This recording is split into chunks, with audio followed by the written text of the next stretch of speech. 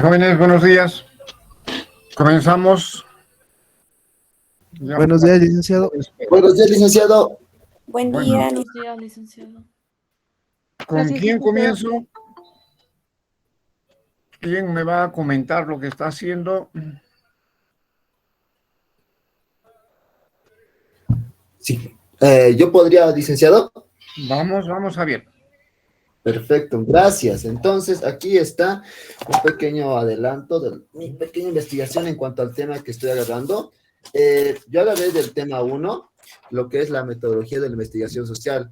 Me baso también en los títulos que es el histórico dialéctico, el crítico, el hermenéutico, el empírico positivo, y también me baso en lo que es la lógica en la investigación social. Como fuente del libro, aquí conseguí uno. Hice una pequeña búsqueda de este libro, que es Cómo se hace una tesis, por Humberto Eco, que son técnicas y procedimientos de estudio para una investigación y escritura. Lo he Muy estado... bueno el libro. ¿Mandé? Bueno el libro es ese. Perfecto, muchas gracias. De hecho, ya lo estoy investigando y como fuente de apoyo también me estoy basando en otros dos libros de apoyo, más que todo para entenderlo. Aquí tengo uno que es de formulación de proyectos de investigación. Esto no tiene como un autor en sí, pero es más que todo por Roxana Barragán, Virginia Aylon, Javier Sanquinés y Eric de Langer. Bueno, entonces, algo que he comenzado es más que todo con una pregunta que es la importancia de la investigación social. Primero, nos remonta a lo que es la ciencia, que según Kretov y Spirkin, es la ciencia señala a conocimiento, que es la sumersión de la inteligencia a la realidad con el fin de subordinarla al poder del hombre. Ahora, también, perdón, de arriba están construyendo, también la ciencia es un proceso de colaboración y un sistema de conocimiento existentes. Por colaboración o proceso queremos decir que es de la investigación científica y el sistema es la clasificación de las ciencias que agarramos. Entonces, ambos conforman el dominio del concepto de ciencia. También me hace un poco más al entender quizás también lo que es el método científico, con lo cual se inicia, que la ciencia, que la ciencia en sí nos profundiza de un conocimiento superficial a un conocimiento más profundo. O sea, partimos de lo que es la ignorancia, por así decirlo, ya un conocimiento con base fundamentada, con hechos, con hipótesis, lo cual nos sugiere también en Humberto Eco. Algo que me llamó mucho la atención es en su introducción, que él habla un poquito sobre las universidades, ¿no? Él tiene su perspectiva de cómo son las universidades en Oxford o en Europa, de cómo a veces solamente hay 10 personas o 20 que están escuchando al que les enseña. Y también habla sobre cómo se proyecta, incluso hay un maestro que se encarga de ayudarles con su tesis, ¿verdad? Pero él después se basa un poco en la Universidad de Italia, en la cual él habla que ahí se sobrepasa, que es casi nuestra misma situación, que ya no es solamente un pequeño grupo, sino es mucho más. Ya hablamos de una cantidad enorme, donde es casi imposible, ¿no? Que una persona que quiere tener una pequeña plática con el que enseña, así lo dice, tiene que esperar con una treintena de personas que está haciendo fila para también poder hablar con la persona. Entonces, él se basa de que en esa parte, él parte de esa área. Y después habla un poquito de que a pesar de todo ello, una persona puede realizar su proyecto. Por eso algo que me encanta en el libro, que dice que a todo esto quisiera sugerir que este libro por lo menos da dos cosas. Él no quiere, con este libro, es interesante, que no es como una fuente de guía de cómo hacerlo, o, perdón, mejor dicho, de cómo se tiene que hacer paso a paso, sino es como una ayuda, una guía que nos ayuda a comprender la importancia de lo que es la tesis y la investigación. Uno dice que se puede hacer una tesis digna aún hallándose en una situación difícil causada por discriminaciones recientes o remotas. Y el dos es, se puede aprovechar la ocasión de la tesis aunque el resto del periodo universitario haya sido desilusionante o frustrante, para recuperar el sentido positivo y progresivo del estudio, no entendido como una cosecha de nociones, sino como elaboración crítica de una experiencia, como adquisición de una capacidad. Ahí subrayo, porque aquí nos hace entender que la adquisición, la capacidad, nosotros lo vamos con el tiempo, conforme nuestra investigación, conforme el conocimiento que vamos adquiriendo, lo desarrollamos. Que también dice que es buena para la vida futura, que en realidad esto abre las brechas, o sea, nos hace ver un plano mucho más elevado de nuestra propia vida y para localizar los problemas, para afrontarlos con métodos. Algo interesante es de que también cuando nosotros hablamos de ciencia y métodos, estamos encontrando soluciones a los problemas que surgen en nuestro día a día. Entonces, en pocas palabras, salimos de nuestra ignorancia, por así decirlo, para volvernos en seres pensantes, y en lo cual realmente es algo, yo podría decir, estupendo, y es una idea que yo realmente apoyo mucho, porque como seres humanos tenemos el potencial realmente de poder progresar, solo si nosotros nos damos la oportunidad, como dice aquí, para exponerlos y siguiendo ciertas técnicas de comunicación. Bueno, entonces, continuando también, he estado hablando lo que es también de aparte de la ciencia, ya entrándome un poco al método científico, son procedimientos elementales que desarrollan nuevos conocimientos científicos adecuados para alcanzar un fin y en su camino para eliminar subjetividad y también es un instrumento que relaciona el conocimiento y la investigación científica. Entonces, de aquí no, ya partimos de lo teórico a lo práctico, del llegar a saber de por qué sirve esto, al cómo sirve, en verdad. Entonces, en pocas palabras, nos empezamos a utilizar el conocimiento que tenemos. Ya no es como una simple teoría que está en nuestra cabeza y digo, yo opino esto, no, sino en base a las ideas que tengo y en base a los métodos que yo he formado, entonces voy creando mi propia manera con argumentos válidos que avalen o que van en contra de lo que yo pienso, por así decirlo, ese es mi pensamiento. Bueno, también habla sobre las características del método, tanto el fáctico, que es apoyarse en los hechos, la verificación empírica o contracción con la realidad, formular respuestas y afirmaciones. También es objetivo, evita la distorsión del sujeto, el autocorrectivo, ajusta sus propias conclusiones y generalizaciones que amplía y busca un propósito importante. Y algo que subrayo mucho es que la experimentación controlada y dirigida por un investigador. Entonces, aquí en sus características de método nos basamos mucho en lo que es fáctico, en los hechos, en lo que podemos comprobar, en la verificación, tanto empírica, con la realidad y formular respuestas, y también a la vez afirmaciones. Objetivo, que nos evita, ¿no?, la distorsión o el objetivo del cual estamos en nuestra investigación, y el autocorrectivo.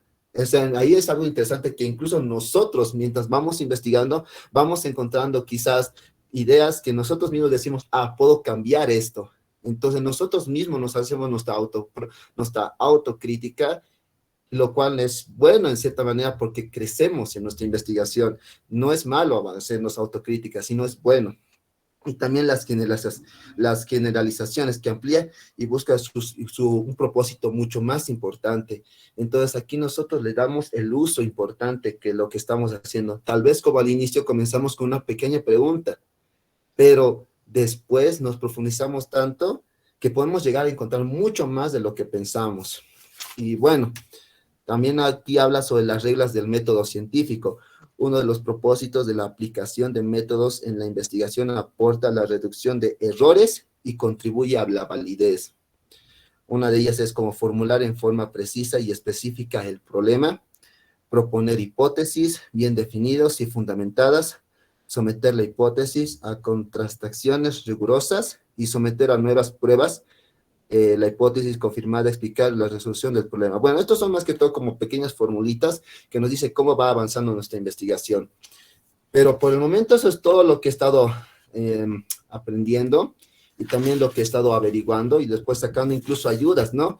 Porque también me baso en un libro también que pude encontrar, que es Literatura y Comunicación, donde habla mucho también sobre investigación y también en base junto con el libro me voy apoyando también y saco más ideas y conclusiones. Y yo tengo que felicitarte, compañero, porque estás agarrando un buen camino para empezar a hacer la investigación en ciencia. Lo que has dicho, si no somos capaces de investigar la realidad para transformarla, pues no sirve de nada que estudiemos. Estudiamos para transformar la realidad. ¿Y qué pasa con esta facultad? Esta facultad de ciencias sociales. Acá tenemos que empezar estudiando la sociedad y sus problemas para conseguir una mejor organización. No es que los médicos o los arquitectos o los ingenieros no tengan que estudiar lo mismo, sí, pero no es propiamente la central preocupación que tengan, ¿no? Este es el mundo de las complejidades. Ya no es el mundo de los tiempos de Copérnico, de Kant, donde se especializaba un poco la gente en lo que sabía nomás. La cuestión hoy día es muchísimo más compleja. La cuestión es compleja, compleja. Por eso la investigación a fondo, más allá de la licenciatura donde uno aprende a investigar, y en universidades ya, sea Bolivia o Europa, donde sea, tiene mejor peso cuando varios intervienen y aparece es en un sistema multidisciplinario.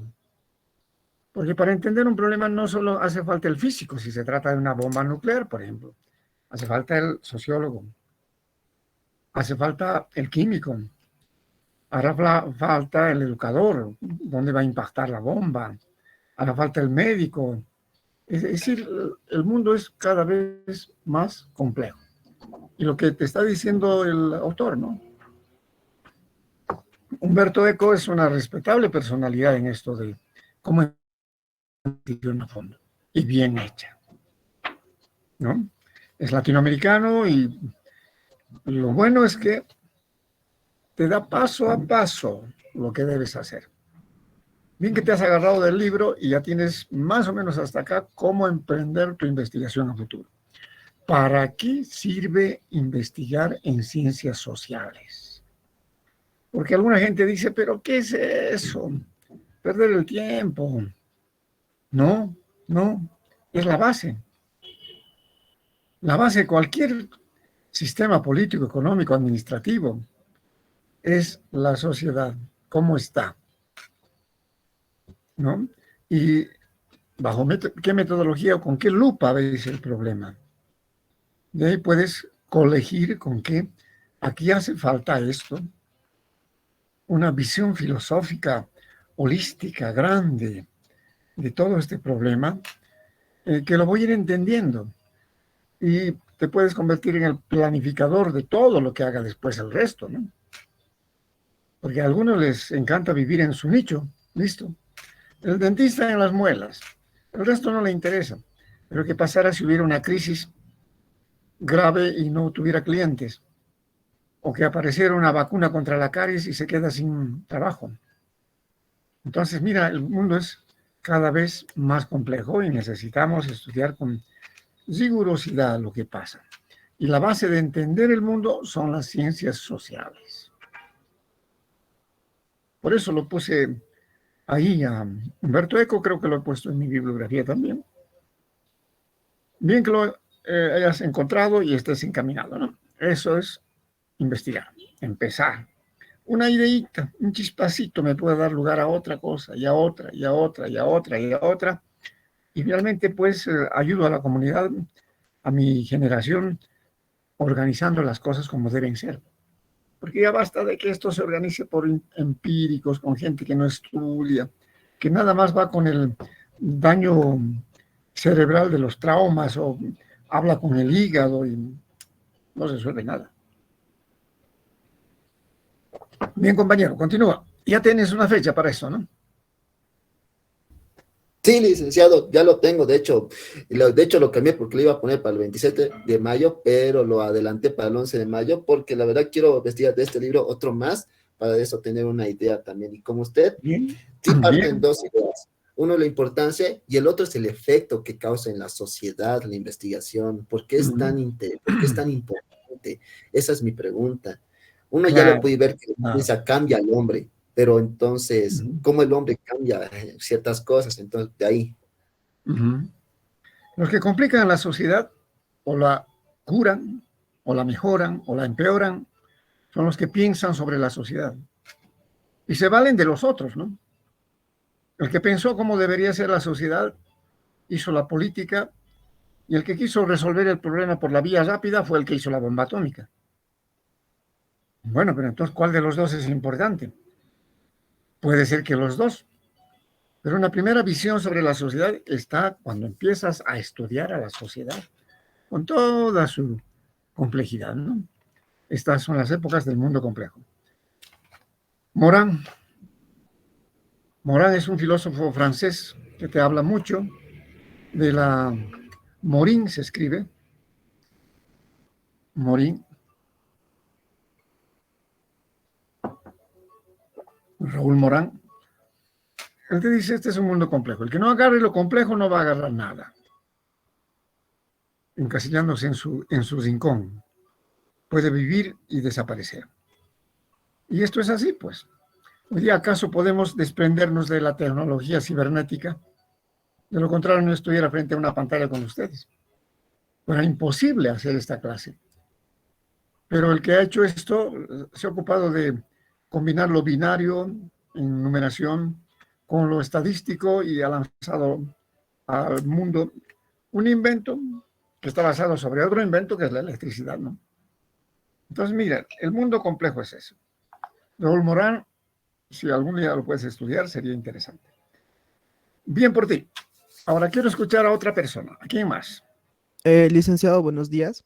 Buen día. No sé si me puede escuchar. Antonio, vamos. Le comento de que yo ya le había presentado mi tema ya hace casi un mes y bueno, lo programé para hoy lo que es la exposición. No sé si la podría presentar. Pero fantástico. ¿Cuál es el asunto? Bueno, ¿puedo compartir pantalla? ¿Me disculpas? Sí. Hoy día Perfecto. tú empiezas. Sí, Me gusta el desafío. Ya comienza esto. El resto seguirá soñando para septiembre, octubre, y de repente ya no puede hacer más nada. Vamos. perfecto. Comparte pantalla. Perfecto, licenciado. Un momento, por favor.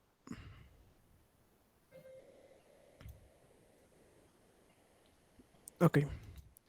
No sé si se puede apreciar, licenciado. Se está viendo Perfecto. Muy bien. Entonces doy inicio a mi exposición. Deng Xiaoping y el proceso de reforma y apertura. Interesante. Sí, Vamos, licenciado. todos atentos. Perfecto. Entonces, empezamos.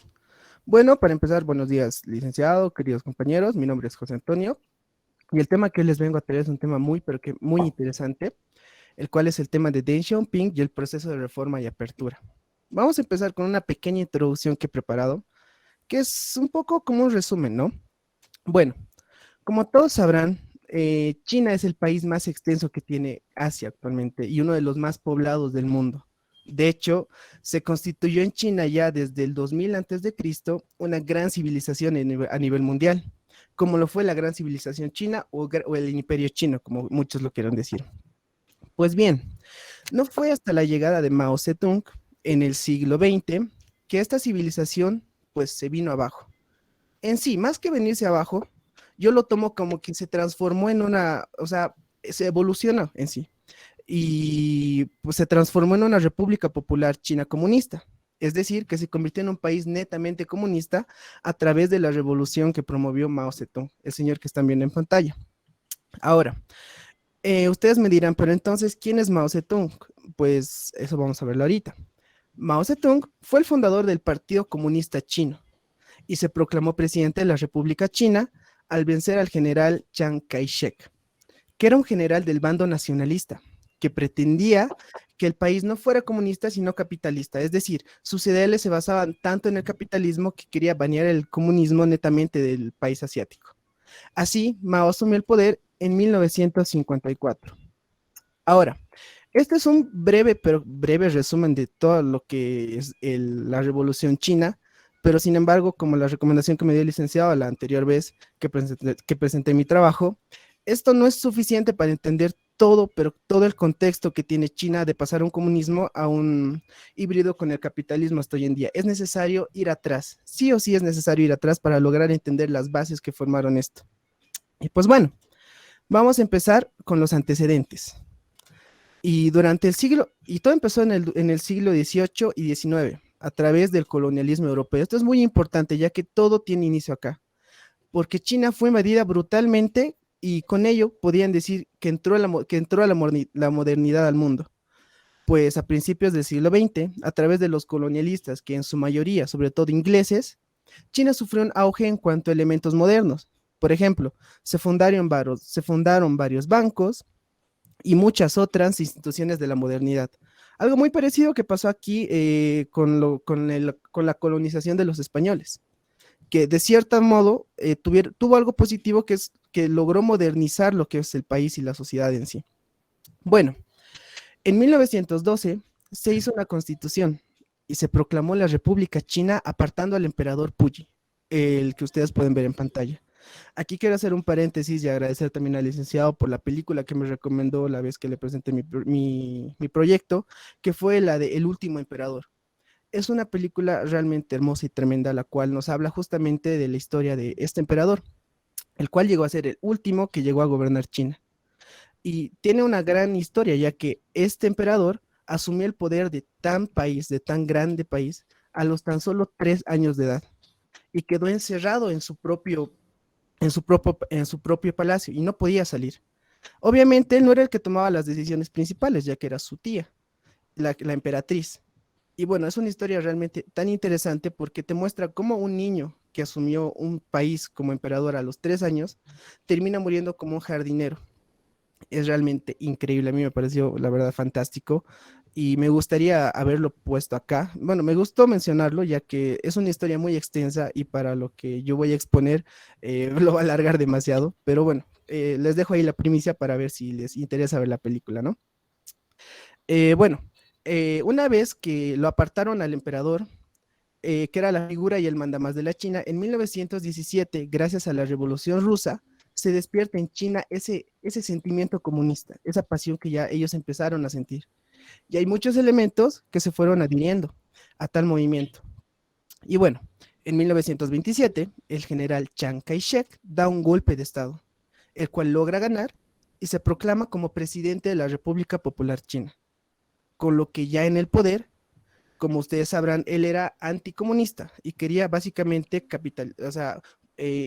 inculcar el capitalismo en China, con lo que organizó una persecución de comunistas, lo que provocó una gran guerra civil entre lo que es el partido de los nacionalistas y los comunistas que manejaba Mao Zedong, y lo cual dejó obviamente varios muertos.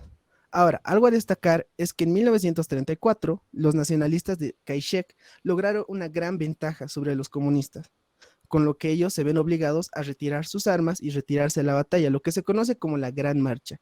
Este es un evento histórico, el cual me llamó mucho la atención, donde miles, pero miles de comunistas caminaban kilómetros para ponerse a salvo del ejército de Kai-shek. Es algo realmente interesantísimo y muy increíble que me parece a mí, ¿no? Ahora, esto que les estoy contando de forma cronológica. Entonces, aún con Kai-shek en el poder y esta guerra civil que se dio en China, llegó la Segunda Guerra Mundial. Y esto tendría una repercusión brutal al final de todo esto, y ya verán por qué. En 1937 hasta 1945, durante la Guerra Mundial, el Imperio japonés invade China. Uy, y ahora ustedes dirán, ¿qué pasó? Esto provocó que ambos ejércitos, chinos, el nacionalista y el comunista, dejen de lado sus diferencias y se unan para combatir al enemigo común, que en este caso era Japón. Es decir, podía haber una guerra civil en el país, pero sin embargo, para combatir a Japón durante la Segunda Guerra Mundial que los invadió, los dos lo que hicieron fue unir fuerzas y dejaron de lado sus diferencias por el momento. Eso es algo muy importante.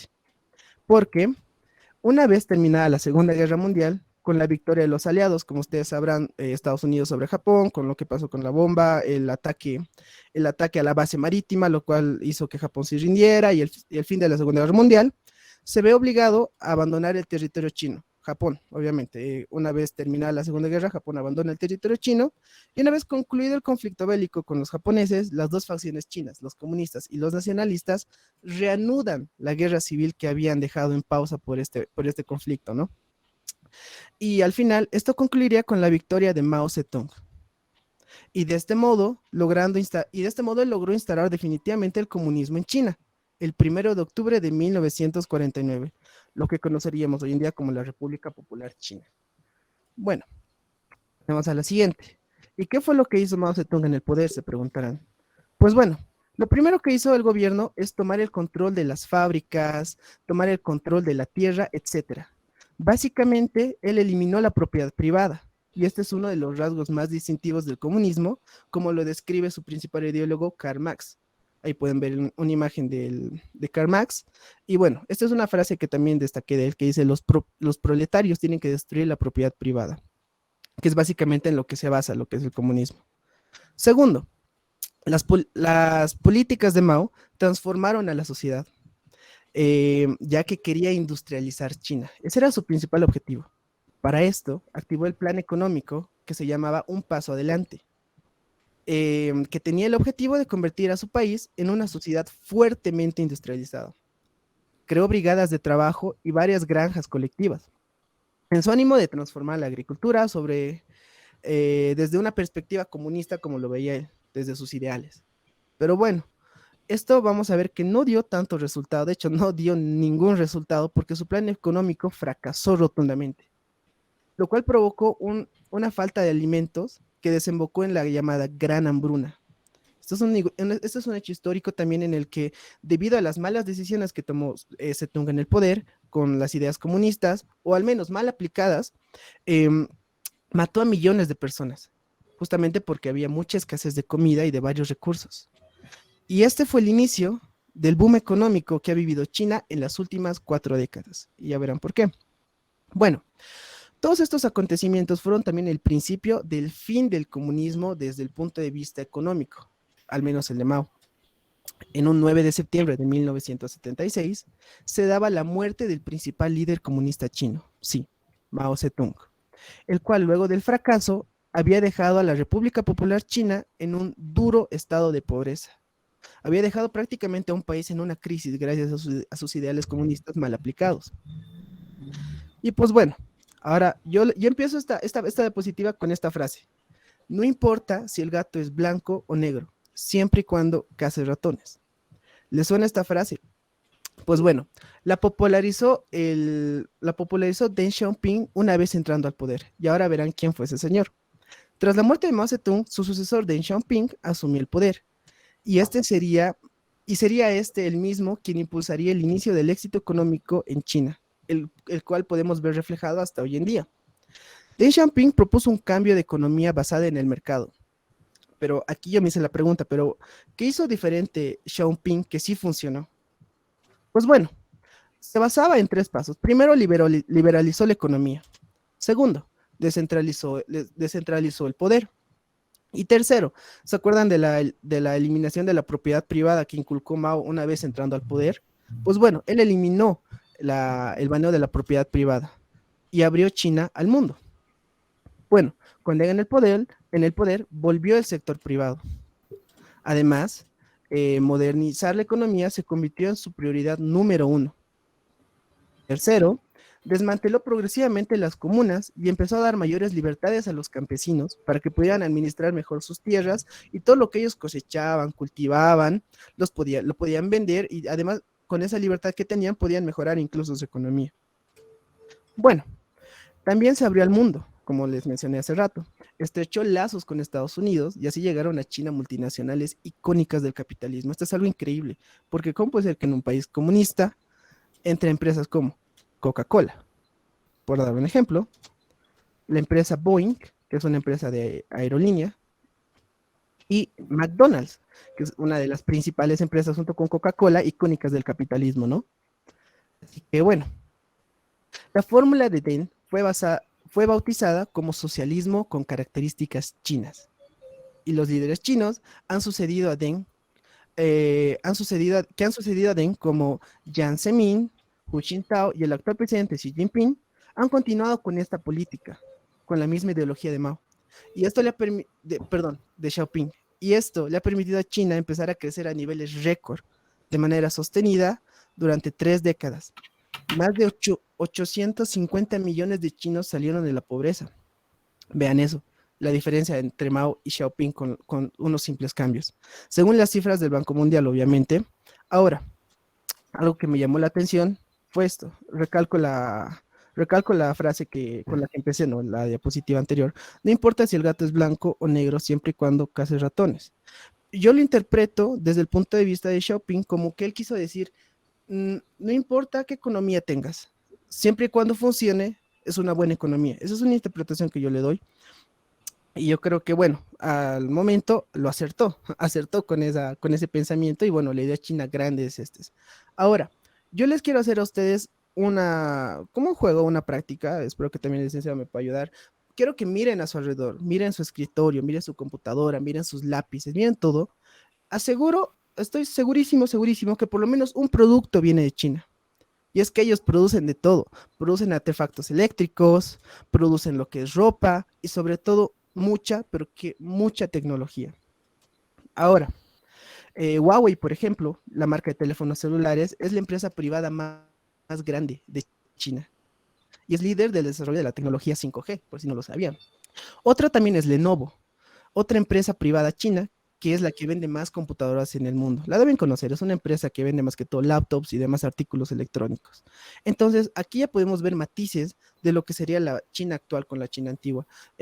Cómo es ese cambio ese choque de culturas o ese choque de ideales económicos, por así decirlo, que llevó al país asiático a un nuevo nivel y a crecer de manera gigantada.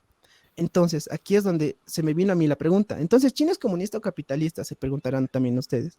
Pues por todo esto, no son pocos los analistas que aseguran que económicamente China hoy está más cerca del capitalismo que del comunismo. Y lo mencionaba el mismo Oppenheimer en su libro Cuentos Chinos, además. Y esto es cierto, pero hay grises, hay matices. Y el gobierno chino, porque el gobierno chino está detrás de todo. Por ejemplo, la propiedad de la tierra sigue estando en sus manos.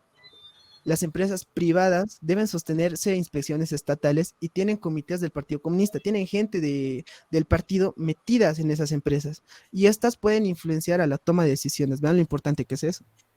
Además de que ninguna empresa que quiera hacer negocios con China se salva de esto. Es como obligatorio para todas las empresas.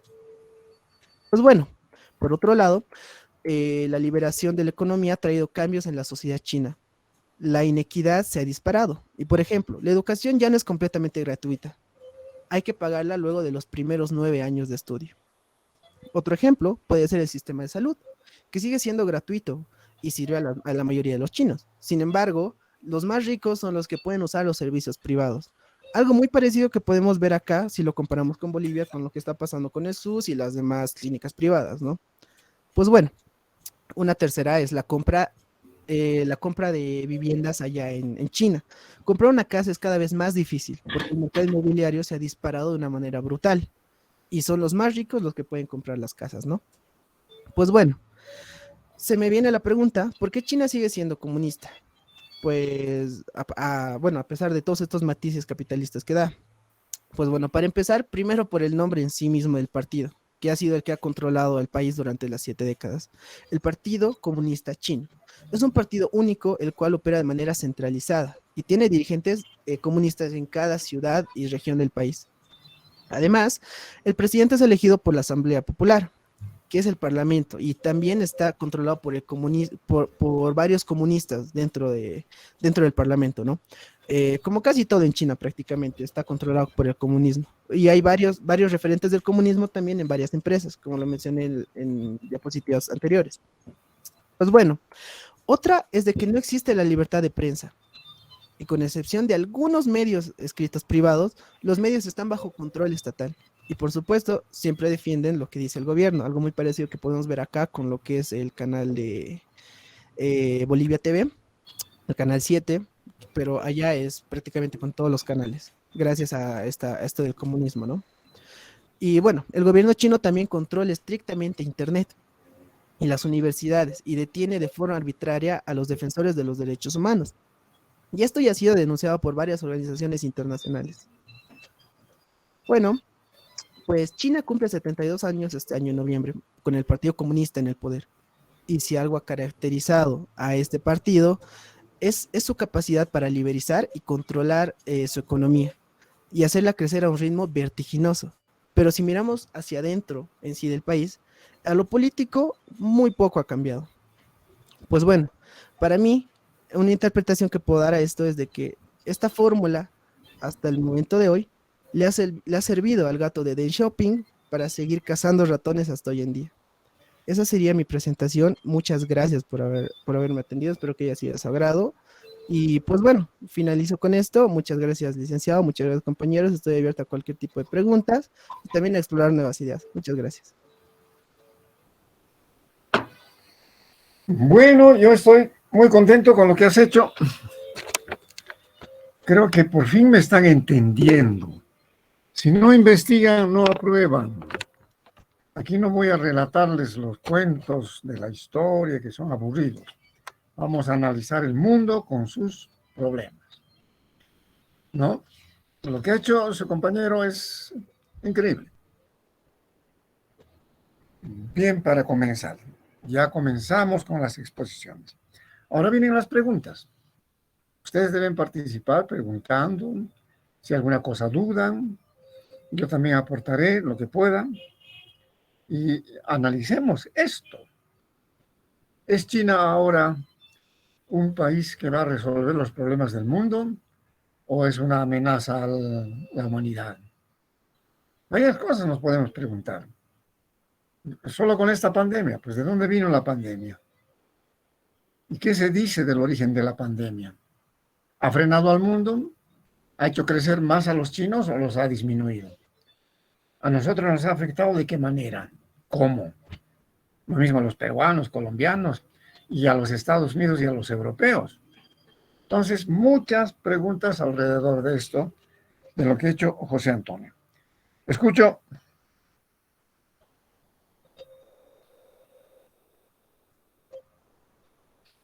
Escucho. Jóvenes, participen.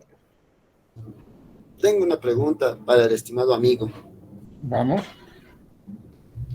Bueno, entonces mi pregunta es en cuanto un poco a la población allá en China, porque como, bueno, escuché la exposición y vi cómo realmente progresaron, pero me gustaría saber si esto ha podido beneficiar mucho más al pueblo de China, porque sabemos, ¿no? Que es una, digamos, creo que el 4% de la población vive en China. Y me gustaría saber cómo ha ido ellos, si han ido progresando o también se han ido, digamos, algunos han podido sobresalir o la mayoría se ha quedado estancada. Eso quisiera saber con detalle. Bien, antes de que respondas, José Antonio, tienes la nota máxima en esta exposición. 30 puntos. Te falta la Bueno, segunda, que seguramente también la vas a hacer muy bien. Eso espero. Ahora te toca contestar. Bueno, licenciado, para empezar, muchas gracias. Y querido Javier, claro que sí, por responder tu pregunta. Bueno, como tú me decías, China es uno de los países muy, pero más poblados hoy en día. Y tú me dices que si esto en realidad, la fórmula que utilizó Xiaoping en estos momentos, más que beneficiar, yo digo que sí lo hace, sobre todo a la población china, ya que como te mencionaba, la interpretación que yo le daba a la frase de Xiaoping era de que la economía, siempre y cuando funcione, es una buena economía, porque lo importante aquí es hacer crecer al país y darle la libertad, las libertades que tiene, a pesar del comunismo que se ve, como yo te digo, la censura de lo que es los medios, a pesar de todas esas cosas, siempre y cuando tu economía esté bien, tu país va a estar bien y tú vas a estar bien. Eso es algo muy importante que hay que destacar de lo que pensó Xiaoping, ya que a diferencia de Mao Zedong, que fue lo que inculcaron un comunismo neto, pero neto en China, prácticamente la llevó hacia abajo. ¿Por qué? Porque nunca es bueno cerrarse del todo. Y eso es algo que me parece muy increíble de la ideología de Xiaoping y que yo concuerdo también con él, es de que algo malo, lo peor que puedes hacer para un país es encerrarte en tu idea. Encerrarte en tu idea porque mucho de algo nunca es bueno. Jamás. Por más que tú lo veas, si consumes demasiado capitalismo, tiene sus lados malos. Si consumes demasiado comunismo, tiene sus lados malos. Entonces, el matiz que hizo él de fusionar estas dos ideas y llegar a un acuerdo para que pueda evolucionar la economía a otro nivel, y tú ves a China en este momento y mira en qué posición está, creo que es la segunda potencia mundial por debajo de Estados Unidos. Entonces, como te digo, o sea, para mí es mucho más beneficioso esto, incluso fuera de ya lo que es China y demás. Hubo un libro que leí, no me acuerdo el nombre, no fue un libro, fue un artículo, mejor dicho, fue un artículo en el que leí de que varios países están mal. Pues, por ejemplo, Cuba y demás países que en realidad están en una crisis, y ese libro mencionaba algo muy interesante, y es que decía de que a veces dictaduras son necesarias en un país para que evolucione. Y la verdad me sorprendió a mí porque decía, pues, una dictadura, ¿cómo vas a poner una dictadura en un país? O sea, es algo malo, pero En realidad mostró ocasiones en las que sí es necesaria una dictadura y con una dictadura puede el país sobresalir adelante y una vez ya estable puede volver a lo que es normal, como lo fue China en su momento también, ¿no? Así que esa sería mi respuesta, compañero, no sé si te convence. Una cosita que quisiera agregar. No toda la China está feliz. Eso, por la censura prácticamente o por el No toda Estado. la China está feliz. El experimento chino, igual que el experimento soviético, de lo que hoy es heredera Rusia con Putin, le costó al pueblo chino el exterminio de 50 millones de personas, algo así como 5 veces la población boliviana, por el solo hecho de ser disidente, al margen de las hambrunas, de los planes de desarrollo agrario que incitó Mao, opositor que había fusilado, muerto. Y en la Unión Soviética, 70 millones de personas fueron eliminadas por pensar diferente. Pero la mayor parte de estas muertes en China se debieron a la época de Mao, ¿no? De Fu Jintao para Deng Xiaoping las cosas han calmado. Exacto. Algo que también no mencioné, licenciado, se me olvidó, es de que, y fue importante, es de que, por ejemplo, una vez que el comandante Kai-shek entró al poder, mencionaba de que hizo como una persecución política contra los comunistas. Algo que tampoco mencioné es que una vez Mao entró al poder, hizo lo mismo, lo cual obligó a Kai-shek, si no estoy mal, a refugiarse en Singapur. Entonces, En Taiwán, en Taiwán, mil en disculpas, Taiwán. en Taiwán, sí, sí, sí, sí. Ujú. Claro, ese desarrollo también tiene que ver con lo que ahora hay de discusión entre la China continental y Taiwán, ¿no? A lo mejor Deng Xiaoping, perdón, el actual mandatario de China, está esperando cuál va a ser el resultado de la guerra de Rusia que está llevando a cabo para ver si él, después del éxito que tengan los rusos, eche el zarpazo sobre Taiwán. Porque en Taiwán se refugió Chiang Kai-shek y desarrolla un modelo de economía impresionante también, pero del lado capitalista totalmente. Y Taiwán quedó bajo la férula, el dominio de los británicos, americanos, franceses, en el periodo de la Segunda Guerra Mundial. Pero después todos han llegado a la conclusión de que necesitaban liberarla, y la liberaron. Cuando se reunía el Consejo de Seguridad de Naciones Unidas, China no era parte, Taiwán era parte, siendo una islita con una población diminuta frente a los 1.400 millones de chinos que tiene hoy día la China continental. Y por problemas estratégicos o tácticos, las potencias del mundo permitían que Taiwán sea considerado parte de la ONU y no así la China continental, sino que tenía 50, 100 veces más población que los otros, ¿no? Esto cambió. Y hasta la época en que los ingleses se retiran de Taiwán, dejando un Taiwán floreciente, hoy día Taiwán es una potencia económica, pero no militar, para nada. Chiang Kai-shek ya murió, los herederos han desarrollado la democracia al estilo inglés, se habla mucho inglés en Taiwán y no quieren saber que el presidente de China tome Taiwán. Pero tampoco lo van a poder evitar del todo.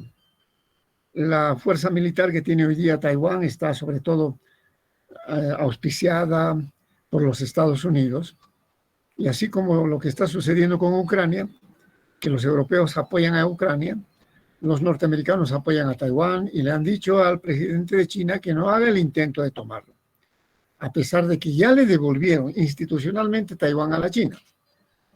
El presidente o el gobierno chino nombra al gobernador de Taiwán, pero no puede introducir su modelo, porque ellos dicen a rajatabla que no van a admitir las formas de organización política que tiene el capitalismo comunismo de China. Ellos son totalmente demócratas. Bien, pero volvamos un poco sobre el pasado. China sigue teniendo la población más numerosa del planeta, pero no es el país más poblado. El país más poblado es Singapur, que es una pequeña islita. Y sin embargo tiene la densidad demográfica más alta del mundo. China tiene sobrado territorio, pese a sus 1.400 millones de habitantes. Singapur tiene una densidad demográfica de más o menos 700 habitantes por kilómetro cuadrado. Pero en este momento es el país con más ingreso per cápita en tamaño. Por tanto, es el más rico del mundo.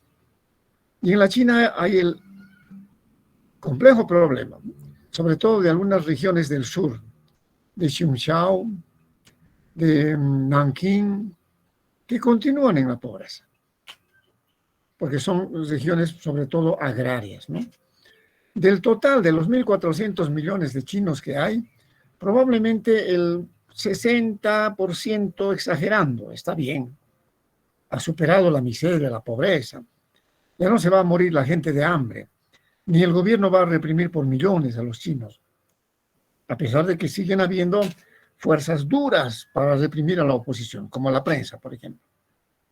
Al año en China se eliminan a bala, más o menos, a un promedio de 200 personas, y lo hacen públicamente. Por eso el proceso delincuencial en China es casi cero. El autor Oppenheimer dice que se puede andar por cualquier ciudad de China sin la posibilidad del peligro de que te van a asaltar. Y a cualquier hora puedes caminar el rato que quieras. Todo es seguro. A ver, camina en Bolivia solamente por la ceja del Alto de noche. ¿Qué te puede pasar? Pues tenemos un país complicado, chiquitito, que no puede resolver sus problemas. Entonces, en la China actual debe haber un promedio de unos 30 a 40% de población que no ha sido integrada al proceso, pero que lo tolera, lo acepta, porque de algún modo están dadas las oportunidades para que siga progresando. El tamaño de crecimiento actual en el Producto Interno Bruto en China supera el 15%. Baja a ratos, pero no baja hasta el 10%. Entonces, eso quiere decir que han habido épocas en China en que ha crecido al 25% el Producto Interno Bruto. En términos reales, ¿qué significa eso? Que en 4 años has duplicado tu economía. Y en otros 4 lo has vuelto a duplicar. Y en otros 4 lo has vuelto a duplicar. Eso es crecer. ¿A cuánto crecemos en Bolivia? A 4%, si hay depresión, al 3%, al 2%. Ya han habido épocas acá en que hemos decrecido por debajo de 0, a 2.0 menos 2 por 5, algo por ahí. Tiempos de la UDP, los 80s. Esto no va a pasar con China. Entonces los sectores inconformes lentamente van a ir absorbiéndose al poderío de la economía china, que como la de los Estados Unidos basa primero cualquier investigación para las Fuerzas Armadas y después para el resto de la población. Ahora tienes una China más o menos feliz, pero complicada también en el ámbito de los derechos humanos. Pueden protestar en el mundo los que hablan de derechos humanos. ¿Por qué matan gente? Es que en su idea matan lo inservible. Si alguien es encontrado robando, con facilidad y rapidez va a ser sancionado con pena de muerte. Lo dice Oppenheimer, le dan a la madre o al padre o a los hijos, a quien sea, la posibilidad de elegir la bala con la que se va a matar al preso que ha robado. ¿Para qué? Para que después de ejecutado se lleve el casquillo a su casa como recuerdo, porque ni el cadáver le van a entregar. Entonces la población sabe que el castigo es ese, para ladrones, narcotraficantes, corruptos, y en fin. No dejan de haber seguramente problemas, corrupción, violencia, en fin, pero son mínimos. Comparado con nuestro país, si aquí encuentras que todo está corrupto, justicia corrupta, policía corrupta, gobierno corrupto, entonces dices, ¿qué pasa? ¿Por qué no podemos manejar un país tan chico? Y los chinos manejan ese tamaño de país. ¿Están camino a qué? alguna pregunta que hacía yo al comenzar. ¿Amenaza es China o es una solución a futuro? Porque imagina nomás que se están comprando el mundo vía créditos. Tú decías al comenzar, a ver, mira en tu escritorio que no es chino. Y uno empieza a ver y dice, pero es cierto, la ropa, mezcla de productos sintéticos con lana, con algodón, las calculadoras, las máquinas hechas en China. ¿Pero cómo? Con tecnología que vino de Occidente y que bajo el argumento de que la mano de obra era tan fácil y tan barata, produjeron en masa para todo el mundo. Y hoy día vamos a retroceder. Ya casi no hay posibilidades, ¿no? Entonces la China ha inventado un modelo y está esperando lo que suceda con la ex Unión Soviética y Ucrania para ver si no agranda su modelo, porque si habláramos de Fuerzas Armadas, los chinos tienen en armas a más de 200 millones de soldados. Los Estados Unidos, en tiempos de guerra, han llegado como a 10 millones. En estos tiempos son como 4 millones de soldados armados. Bolivia tiene 60.000. Si a los chinos se les ocurriera cobrar la deuda externa que nos ha dejado Evo Morales de más o menos de 10.000 millones de dólares, y le tenemos que pagar con commodities, que son commodities, recursos naturales. No quiere que le paguemos en billete. Me pagas con tus recursos, sea minerales, sea litio, sea lo que sea, pero me pagas con eso. Y me pagas con la presencia de mis empresas en tu país. Y hubiera un gobierno acá que dijera, no, no, no, nos queremos separar de usted porque le vamos a pagar en dinero. Y el chino se propusiera enviarnos 1 millón de soldados. Nos hacen trapo y se apoderan del país. ¿Será esta la pretensión de la China en un futuro casi inmediato? Porque lo ha hecho con Bolivia, Perú, Venezuela, Centroamérica. No hay país que no lo deba a la China. Y los americanos han ido en reculada. ¿Gracias a quién? A Deng Xiaoping. Ya Hu Jintao había planteado la idea. Pero acá veo el tema con más precisión en la educación, ¿no? Hu Jintao no estudió en la China, ni Deng Xiaoping tampoco. En la idea de Mao estaba de que todos debían aprender las cosas en China y desde China y para China. Pero hubieron algunos cambios, ¿no? Dijeron, hay que enviar a los mejores alumnos jóvenes a estudiar al mundo, como lo habían hecho los propios japoneses durante la dinastía Meiji. Por eso también son potencia. ¿Cómo un país tan chiquitito, que es en superficie nada frente a China, y con una población que puede ser la 20ª parte de los chinos, tomó la China? Y la tuvo bajo su mando, Japón. Y si no hubiera sido el conflicto de la Segunda Guerra, no salían los japoneses de China. Pero vino el proceso. Por eso el problema es que estamos demasiado enraizados de acá para allá y nada de lo que hagas acá puede dejar de tener repercusión en cualquier parte del mundo. Y lo que está sucediendo en Ucrania no vamos a pensar que aquí no nos va a afectar. Entonces ocurrió eso. Los chinos empezaron a crecer porque sus jóvenes universitarios regresaron a China con otras ideas. De aquí lo importante. ¿Hay que invertir más en Fuerzas Armadas si eres pobre y débil o hay que invertir en el conocimiento? El know-how, conocimiento nuevo sobre todas las cosas. De ahí que cuando regresó Deng Xiaoping a China, el terreno más o menos se lo había preparado Hu Jintao y murió Mao. Su viuda, que quería seguir con el modelo, fue tomada presa juntamente con sus 4 asesores. A eso se los llamó la banda de los 4. Y los mandaron a las cárceles. La época de la revolución cultural en China, que quería seguir la esposa de Mao, Jiang Qin se llamaba esta señora. Y decía, China no puede ir al lado del capitalismo, no debe. La pusieron en la cárcel. No se sabe hasta ahora, la historia china es oficialmente bastante restringida. No sabemos si murieron en la cárcel la banda de los 4. El asunto es que se hizo del poder de Xiaoping y dijo, cambia el modelo. Y les vamos a decir a los capitalistas americanos, ingleses, franceses, alemanes, de que aquí traigan sus capitales y que puedan pagar centavos.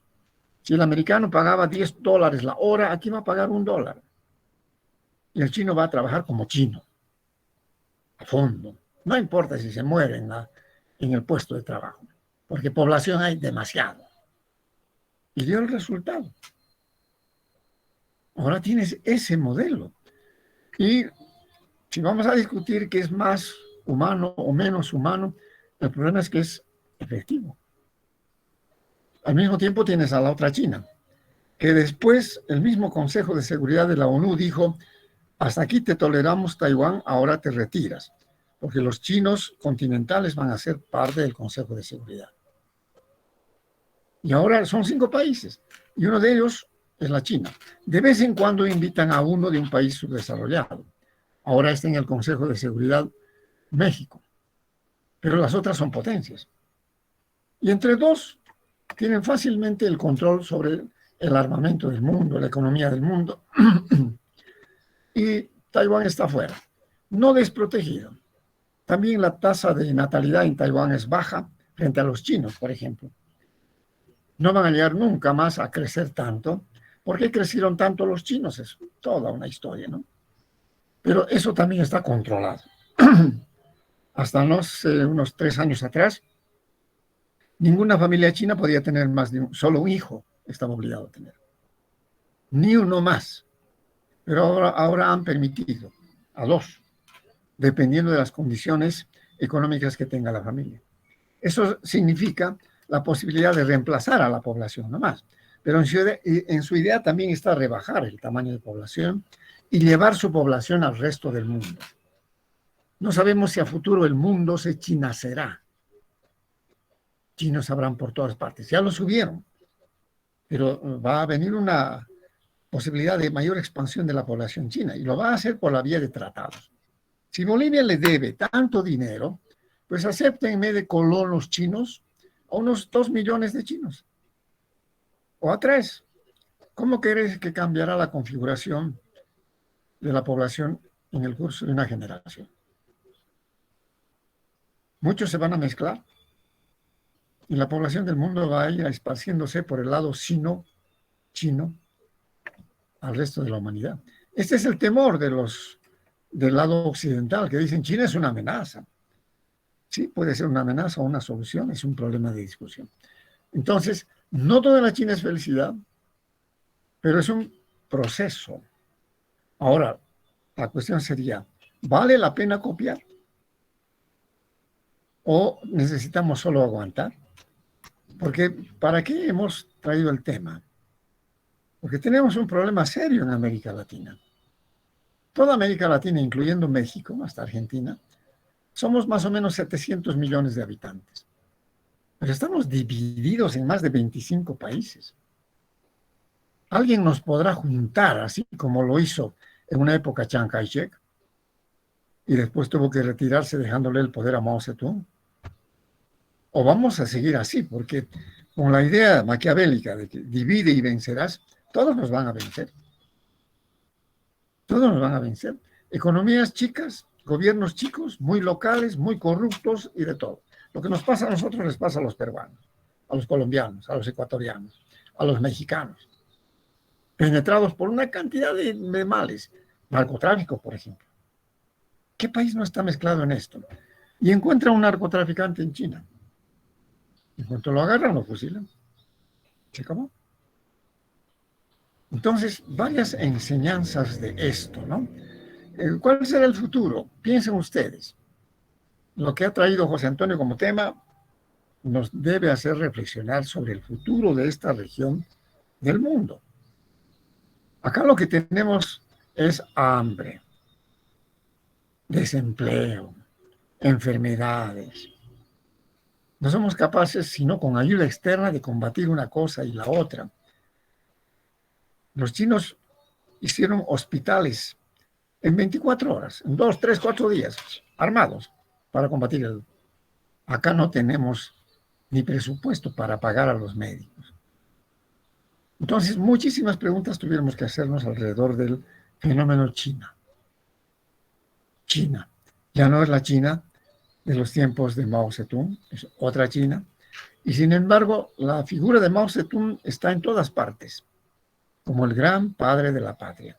No está la de Hu Jintao, no está la figura de Xi Jinping, sí, temporalmente, pero cambiará este gobierno porque lo eligen los del Consejo. No lo elige la población. Imagínense una elección total en China, al estilo norteamericano, donde todos voten. No hay eso. Son como 500 los delegados que eligen al gobierno. Y pueden elegirlo para toda la vida.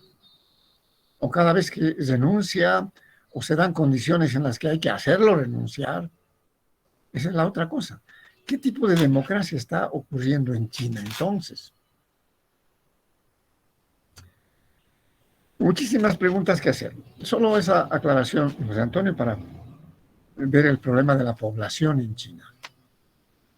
¿Algo más? ¿Preguntas? No, incluso, licenciado, como una reflexión sobre lo que usted decía de que qué es mejor, o sea, reforzar la educación o reforzar lo que es lo armamento y demás, o sea, en mi opinión, obviamente, desde mi punto de vista, yo creo que lo mejor que le puedes dar a un país en cuanto a evolución se refiere es la educación, ya que, eh, por ejemplo, poniendo como ejemplo lo que usted decía sobre el ejército y los militares, ¿verdad?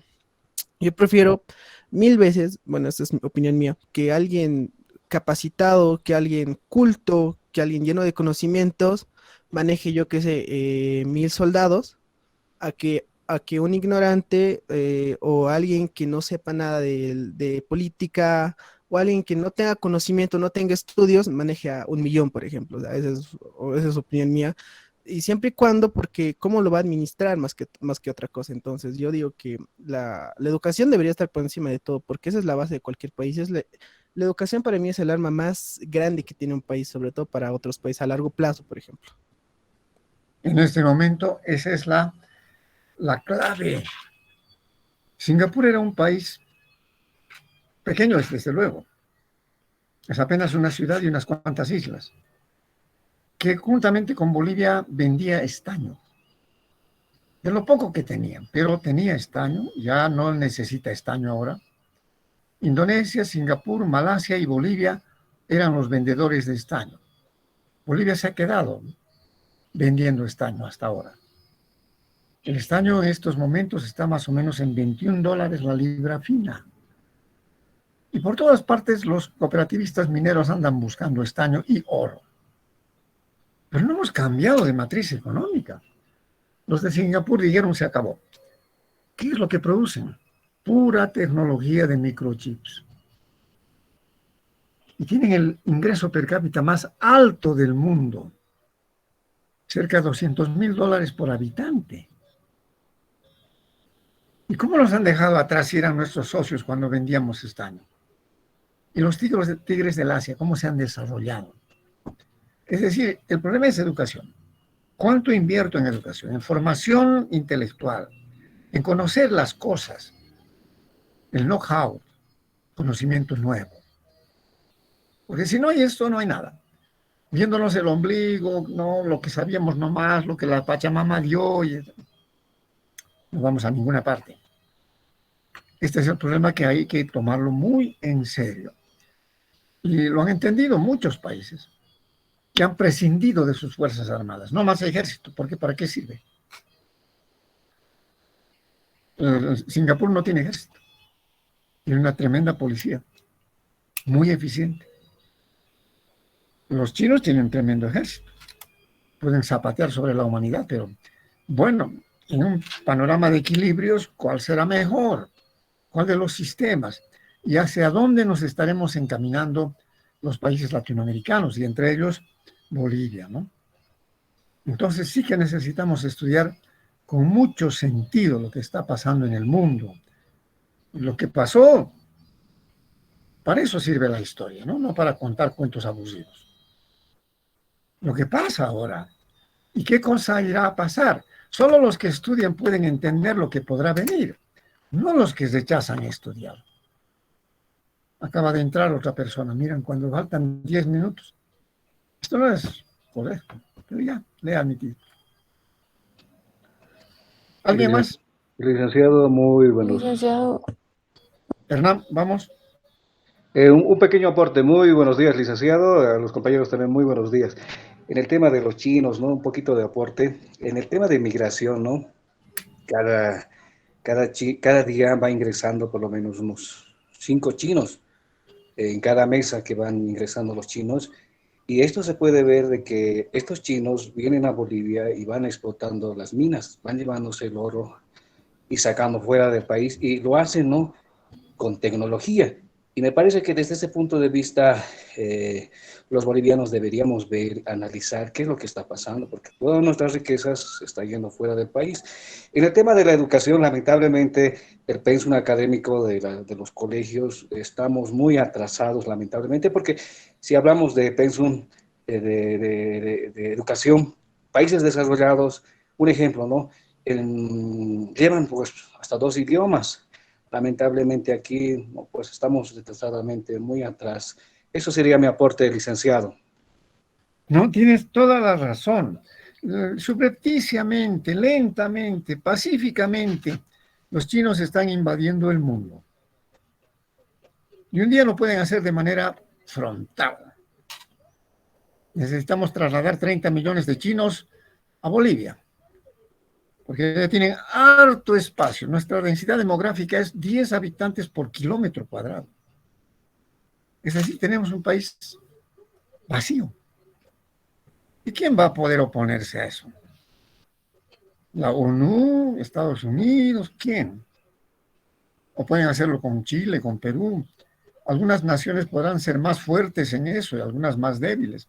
Entonces, complicado este mundo, jóvenes, y el tema, desde luego, nos ha traído mucho que decir.